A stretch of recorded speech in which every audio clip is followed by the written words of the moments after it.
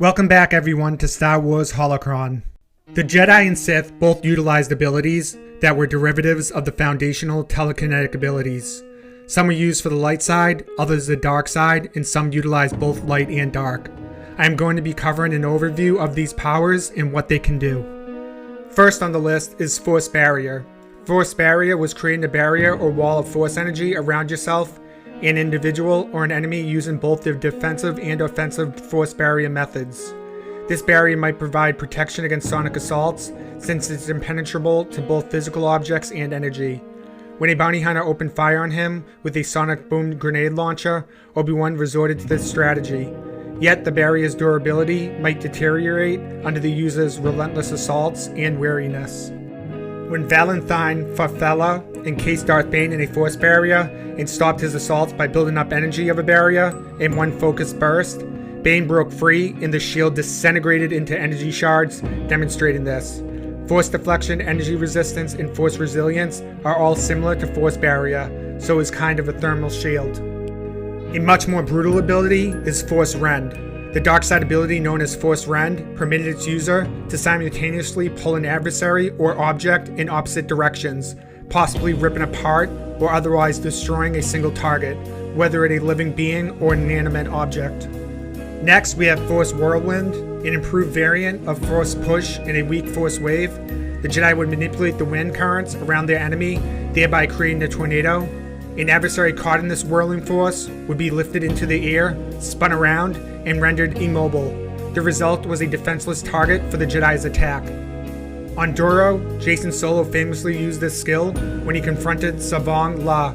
Teneniel Joe and Jedi Master Streen both shown an innate aptitude for this skill, and Plo Koon was able to refine it with his expertise. Darth Malak made use of this power during he and Revan's showdown on Leviathan.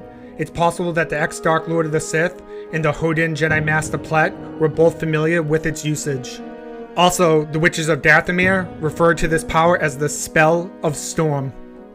During her mission to preserve the galaxy, Mitra Surik and her allies may have made use of this force ability as well. Next, we have Force Disarm. The Force Disarm technique included removing an adversary's weapon using the Force.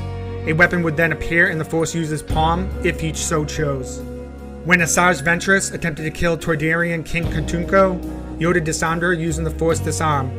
Also, it should be observed that Yoda's superior skill in the Force would have overwhelmed Ventress's effort to fight his strength with her own. Darth Vader utilized this ability to neutralize Han Solo and his friends after their arrest by Imperial soldiers before the occupation of Bespin. Force Disarm was used by Starkiller upon the riot troopers, who he then used as a weapon.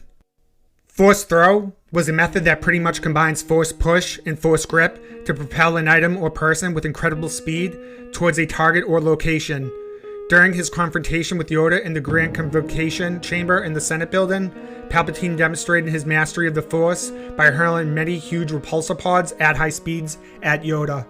To defend himself against the Geonosian troops that assaulted him on Geonosis, Anakin threw Droideka arms. On Kashyyyk, he utilized it as Darth Vader to win a duel against Jedi Knight Roan Shrine. Up next is Force Wave, a very powerful type of Force push. The Force Wave consists of a pulse of pure Force energy that radiates emanating from the user of the Force and knocks back everything in its path. Force Wave's sheer power was so great that it was compared to a telekinetic explosion on many occasions. Like a wave, it was increasingly widespread and powerful, able to simultaneously propel many targets. Force users may inflict harm on their enemies by forcing them against the walls, making this technique particularly effective in confined spaces. Another possible use in crowd control for when an extensive amount of foes rush at once at the user. Using Force Wave may provide the Force user some opportunity to regroup and utilize further Force abilities, or it can be used to strike and incapacitate foes as they fall. Force Shockwave was effectively synonymous with the method. It was with this ability that Mace Windu and Yoda fought the B-2 super battle droids on Coruscant. During the Clone Wars, Mace put this ability to use when he lost his lightsaber on Dantooine. On Lehon, Darth Bane utilized this ability to murder his old lightsaber master by bringing a section of the Temple of the Ancients crashing down on him. After being severely wounded in an unforeseen assault, Darth Plagueis used a force wave to almost autonomize 6 Miladian assassins. Darth Vader exhibited his proficiency with this talent during the Gentis Corp when he killed many of Gentis' men with a single blast. During his duel with Darth Caedus, Luke Skywalker employed this technique as well. The darkside being Abeloth is well known for wielding this power. She once unleashed a wave that annihilated the city of Tav, dissolving adjacent beings and materials and setting items at farther distances on fire. The Sphere of Force Destruction was a powerful energy field that could engulf a wide area and render its victims immobile or incinerate them. It was produced by the user's body, which accumulated and channeled negative energy until it was expelled, usually via the hand or arm. The power's blowback would push apart even those who avoided the blast's immediate touch. The time and effort required to utilize this skill even once or twice made it unreliable as a typical type of assault, though Inquisitor Jarek, Darth Bane, and Galen Merrick all made use of this skill to great effect. The Force Repulse telekinetic force power was highly potent, functioning to force push and even more so to force blow, but on a far wider magnitude. Comparable to that of Force Wave, by focusing on the force and fiercely pushing it forth, the user may create quickly expanding kinetic ripples in space, which can then be used to launch surrounding objects at great speeds. By increasing one's distance from the source of power, one may protect oneself from its effects. A repulse always looked to operate as a spherical explosion that radiated from the utilizer, but a force wave normally operated in a circular or hemicircular form. Darth Vader and Galen Merrick were both all experts in this field.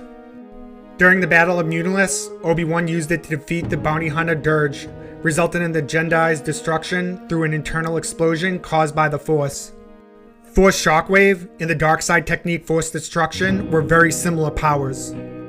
Force Maelstrom was a more potent variant of that, which involved a telekinetic explosive field, a protection bubble, and the Darkside ability of Force Lightning to cause items in the area to revolve around the field before being sprayed out in every direction with an intense explosion imposed with Force Lightning.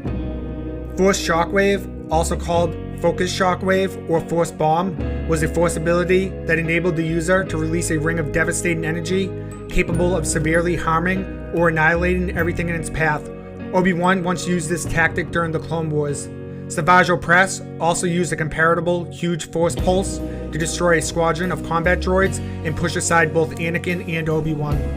Next, the usage of Force Blast, a potent telekinetic application of the Force, was similar to but more forceful than Force Push. The utilizer will, as the name implies, blast opponents and obstacles out of the path. Galen Merrick was famous for his skill in this area. During the Battle of Kamino, Darth Vader proved his mastery of this skill by using it to break Starkiller's lightsaber. Using pinpoint precision and incredible speed, a Jedi could fire a Force Burst, which was a focused ball of Force energy. The effectiveness of the burst was proportional to the practitioner's dedication to the process. Bursts may vary from being quite large and explosive to being quite little and lethal. It was often translucent and a deep blue or green color. The Sith kind, however, was a deep crimson. This skill was comparable to Force Destruction in many ways, although it wasn't a darkside speciality. That wraps up today's video. If you have any questions, leave a comment. Help support the channel by force pushing the like and subscribe buttons. May the Force be with you, always.